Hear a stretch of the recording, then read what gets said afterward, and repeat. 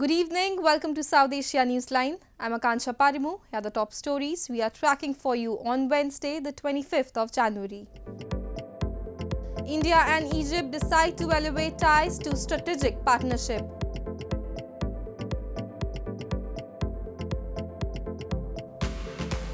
Pakistani rupee falls after market maker group removes currency cap. And freezing weather claims over 100 lives in Afghanistan in 2 weeks. And now for all the details. India and Egypt on Wednesday decided to elevate their ties to the level of strategic partnership with Prime Minister Narendra Modi and visiting Egyptian President Abdel Fattah El-Sisi vowing to expand ties in areas of defense and security, trade and counter-terror cooperation. The Egypt's leader will grace India's Republic Day celebrations on Thursday as the chief guest. Egyptian President Abdel Fattah El-Sisi was received by his Indian counterpart Draupadi Murmu and Prime Minister Narendra Modi as he reached the forecourts of the presidential palace in New Delhi, where he was accorded a ceremonial guard of honor on Wednesday. El-Sisi, who arrived in India on Tuesday for a 3-day official visit, will grace India's Republic Day celebrations as the chief guest. Later on Wednesday, he held one-on-one meeting with Modi and wide-ranging delegation-level talks, during which the two sides decided to elevate their ties to the level of strategic partnership, vowing to expand ties in areas of defense and security, trade and counter-terror cooperation, among others. The two sides also inked 5 agreements providing for cooperation in areas of culture, IT, cybersecurity, youth matters and broadcasting. Modi said both sides have decided to take the bilateral trade to $12 billion in the next 5 years. हमने तय किया है कि Bharat Egypt strategic partnership के तहत हम राजनीतिक, सुरक्षा, आर्थिक एवं वैज्ञानिक क्षेत्रों में और अधिक व्यापक सहयोग का लॉन्ग टर्म ढांचा विकसित करेंगे. In his remarks, the Egyptian president said there was a discussion on boosting connectivity between the two countries. Egypt wants to see more and more Indian tourists visiting his country, he said. On Wednesday, Sisi also paid a visit to the memorial of India's freedom struggle leader Mahatma Gandhi to pay homage. A military contingent from the Egyptian army will also participate in the Republic Day parade on Thursday. Sisi previously visited India in 2015 to participate in the 3rd India-Africa Forum Summit, followed by his state visit in 2016. Security measures were ramped up across India on Wednesday to thwart any untoward incidents, a day ahead of the country's Republic Day. India got its independence from the British colonial rule in 1947 and became a republic on January 26, 1950, the day it enacted its constitution. Ahead of the annual Republic Day celebrations in India, security forces across the country have tightened their security to keep an intense watch to prevent any untoward incident. Police officials in Indian capital New Delhi, which will host the Republic Day parade, has deployed around 7,000 troops in the city. Quick response team, National Security Guard and anti-drone equipment have also been stationed along the parade route. Security checks were also conducted in Mathura city in northern Uttar Pradesh state on Wednesday, with police officials seen conducting route march. Presence of police has been increased in several key points of the city, a top official informed. देखिए, विभिन्न स्थानों को चिन्हित करके वहां checking की जा रही है, जिस पे भी संदिग्ध व्यक्ति, वाहन, इन सबों को रोककर इनकी चेकिंग की जा रही है. 26 जनवरी है, इस दृष्टिगत पुलिस की प्रेजेंस और ज़्यादा बढ़ाई गई है. हम लोगों द्वारा सभी जगहों पर, इम्पोर्टेंट पॉइंट्स पर, हाईवेज के किनारे रूट मार्च भी किया जा रहा है और ये देखा जा रहा है कि कोई ऐसा व्यक्ति संदिग्ध प्रकार का वहां रुका न हो या किसी प्रकार का कुछ एक्टिविटी ना कर रहा हो. Railway Protection Force was also seen using sniffer dogs to conduct security checks in platforms and trains in southern India as part of the vigil. Elaborate security arrangements were also witnessed in parts of Jammu and Kashmir, bordering Pakistan, where security personnel frisked vehicles and conducted regular patrols.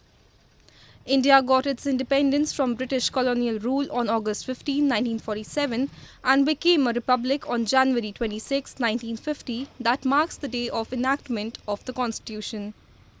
Since then, India displays its cultural diversity and military power in grand parades in New Delhi and across the country.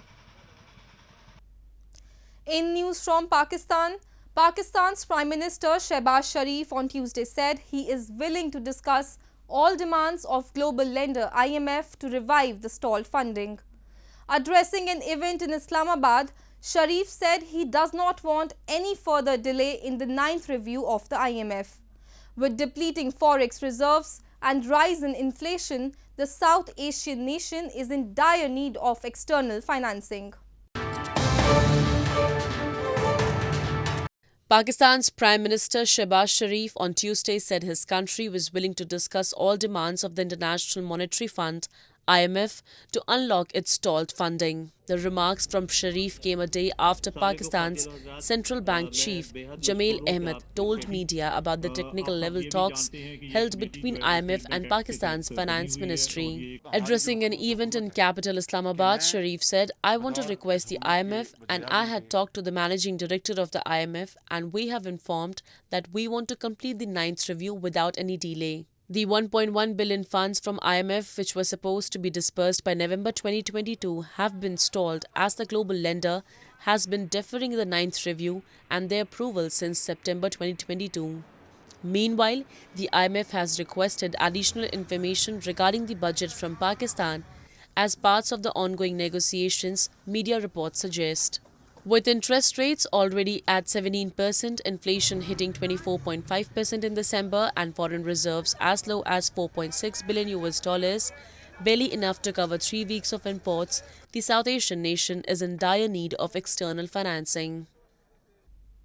Moving on, Pakistani rupee weakened by 1.2% in the open market on Wednesday after foreign exchange companies removed a cap on the exchange rate, saying it caused artificial distortions for an economy in desperate need of International Monetary Fund help.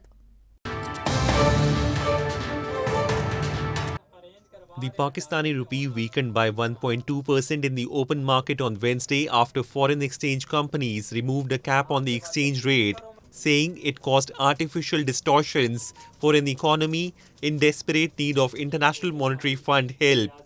The rupee was bid at 240.60 to the US dollar and offered at 243 in early open market trade, the Exchange Companies Association of Pakistan said in a statement, compared with a range of 237.75 to 40 at the close on Tuesday. So far, the rupee has depreciated 11.23% against the dollar during the 2022-23 fiscal year, which ends on June 30. Stock market investors responded positively to the decision to remove the currency cap, with the Pakistan Stock Exchange benchmark index rising 1.77%. Battling the highest inflation in decades, the central bank has raised interest rates sharply, but the country has barely enough foreign exchange reserves to cover 3 weeks of imports and is struggling to meet its external financing obligations. Taliban authorities have said that heavy snowfall and freezing weather have claimed 104 lives, including of children and women in Afghanistan over the past 2 weeks. Extreme cold weather and snowfall have swept through parts of Afghanistan since the first week of January, where the temperature fell down to minus 30 degrees Celsius in some areas. Taliban spokesman for the Ministry of Natural Disaster Management and Humanitarian Affairs said earlier this week that heavy snowfall and freezing weather have claimed 104 lives, including children and women in Afghanistan over the past 15 days. Taliban authorities earlier this month said that at least 78 people have died in freezing conditions in 8 of Afghanistan's 34 provinces, deepening a humanitarian crisis affecting millions of people. Extreme cold weather and snowfall have swept through parts of Afghanistan since the first week of January, where the temperature fell down to minus 30 degrees Celsius in some areas. Even in the early part of winter, health workers had reported a sharp increase in the number of young children suffering from serious cases of pneumonia and other respiratory diseases, in parts due to worsening poverty that left people unable to properly heat their homes. The Taliban takeover in August 2021 has sent Afghanistan's economy into tailspin, driving millions into poverty and hunger. Many aid groups have partially suspended operations in recent weeks due to the Taliban ruling that women NGO workers could not work, leaving agencies unable to operate many programs in the conservative country. In news from Sri Lanka, the Central Bank of Sri Lanka held interest rates steady for a third straight time on Wednesday, saying the prevailing tight monetary stance is crucial to taming still high inflation and restoring economic stability. This comes as the island nation awaits a crucial IMF funding program, which hinges on financing assurances from creditors.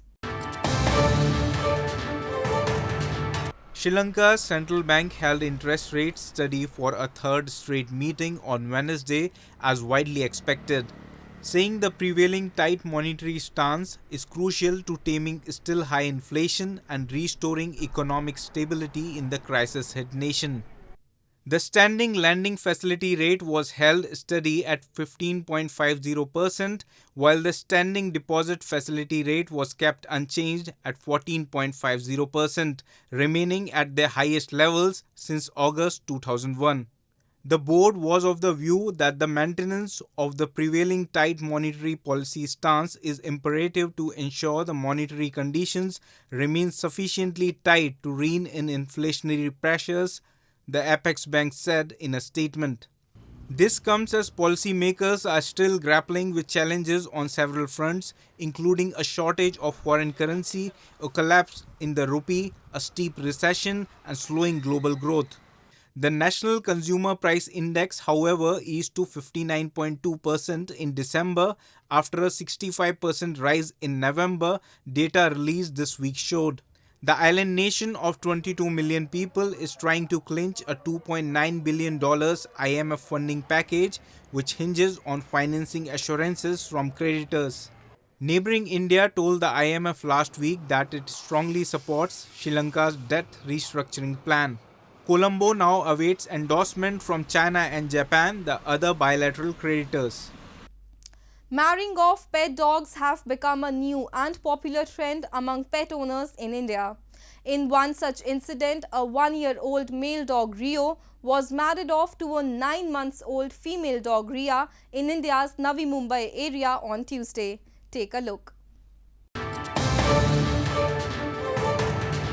Many pet owners in India have started a bizarre trend of marrying off their dogs. In one such incident, a 1-year-old male dog Rio got hitched to a 9-month-old female dog Ria in western India's Navi Mumbai on Tuesday, with rituals of a traditional Indian wedding. Neighbors and relatives attended the ceremony.